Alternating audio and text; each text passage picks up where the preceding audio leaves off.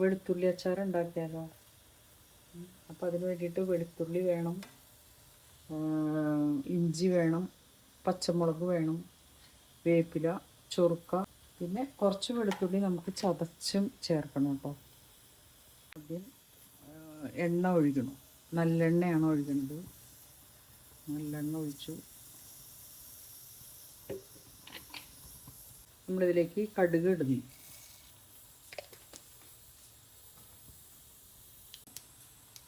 നമ്മൾ ഇഞ്ചി ചേർക്കണം. കുറച്ച് വെളുത്തുള്ളി ചതച്ചത് ചേർക്കണം. ഒരു പിടി മതി. പിന്നെ നമ്മൾ നന്നാക്കി വെച്ചിരിക്കണ വെളുത്തുള്ളി മുഴുവനെപ്പോടെയുള്ള വെളുത്തുള്ളി ആട്ടത്. അപ്പോൾ ഇതൊരു 200 ഗ്രാമുണ്ട്. അത് ചേർക്കണം.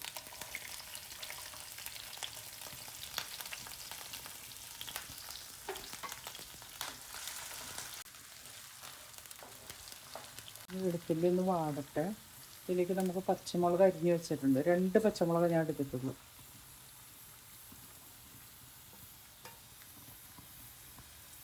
വേപ്പില കുറച്ച് ചേർക്കണം.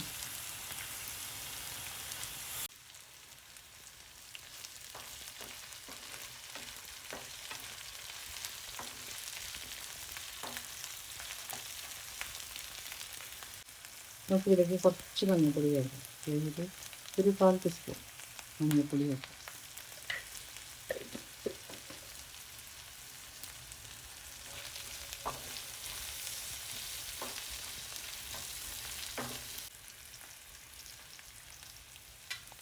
അച്ചാർ പൊടി ഒരു 2.5 ടീസ്പൂൺ, വലിയ ടേബിൾ സ്പൂൺ.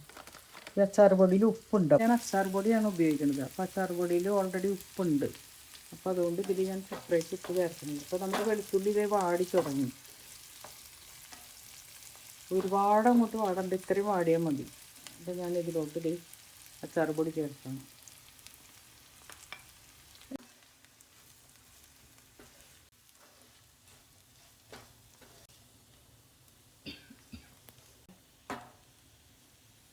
ഇനി ഇതിലേക്ക് നമുക്ക് വിനീഗർ ചേർക്കാം. ഇപ്പോൾ ഈ വിനീഗർ ചേർത്ത് കഴിഞ്ഞാൽ നമ്മളുടെ അച്ചാർ കേടാവില്ല. കുറച്ചും കൂടെ വിനീഗർ ചേർക്കുന്നുണ്ട്. വെള്ളം ചേർക്കണില്ല കേട്ടോ.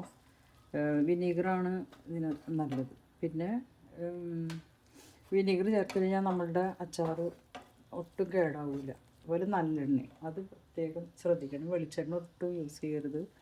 നല്ലെണ്ണ മാത്രം ഉപയോഗിക്കണം. ഇനി ഇതിൻ്റെ ഈ എണ്ണ തെളിയുന്നത് വരെ നമുക്കൊന്ന് വെയിറ്റ് ചെയ്യാം. കണ്ട എള്ളെണ്ണ, ഇതാണ് അച്ചാറിൻ്റെ ഇപ്പോഴും നല്ലത്. കേടാവില്ല. നമ്മൾ ഫ്രിഡ്ജിൽ വെക്കേണ്ട ആവശ്യമൊന്നുമില്ല. പുറത്തിരുന്നാൽ നമ്മുടെ അച്ചാർ കേടാവില്ല. കുറച്ച് പഞ്ചസാര കൂടി ചേർക്കാം. പിന്നെ കുറച്ച് നല്ലൊരു ടേസ്റ്റ് കിട്ടാൻ വേണ്ടിയിട്ട് നമുക്ക് ഒരു നുള്ളു, ഇത് ഇത്രേ ഉള്ളൂ, പഞ്ചസാര ചേർക്കുന്നുണ്ട്. അത് ഏറ്റവും ലാസ്റ്റ് ചേർക്കണം. ഇതാണ് ഇപ്പോൾ എണ്ണ തെളിഞ്ഞ് വന്നു തുടങ്ങി. നമ്മുടെ അച്ചാർ റെഡി ആയിട്ടുണ്ട്.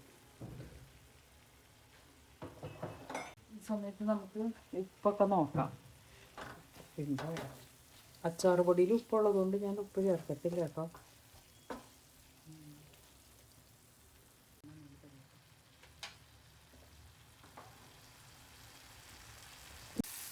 നമ്മുടെ അച്ചാർ എത്ര പെട്ടെന്ന് ഉണ്ടാക്കി കഴിഞ്ഞെന്ന് നോക്കി.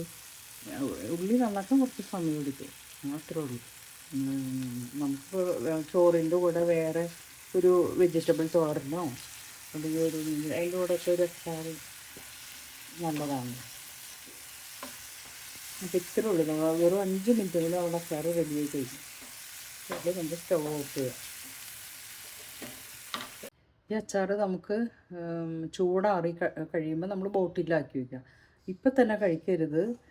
ഒരാഴ്ചയൊക്കെ ഇരിക്കുമ്പോഴത്തേക്ക് ഇതിന് നല്ല ടേസ്റ്റ് ആയിരിക്കും. ഇതിൻ്റെ ചൊറുക്കൊക്കെ പിടിച്ച്. അപ്പോൾ ഇതിൻ്റെ ഇടയ്ക്ക് നമുക്ക് ഉപ്പ് വേണ്ടി വരെ. ഞാൻ ഉപയോഗിച്ച അച്ചാർ പൊടിക്ക് നല്ല ഉപ്പുള്ളതുകൊണ്ട് ഉപ്പ് വേറെ ചേർക്കണ്ടേ. നിങ്ങൾ ഉപയോഗിക്കണ അച്ചാർ പൊടി അല്ല മുളക് പൊടിയോ ആണെങ്കിൽ ഉപ്പ് നിങ്ങളുടെ ആവശ്യത്തിന് ചേർക്കാം. പുളിയോ എണ്ണയോ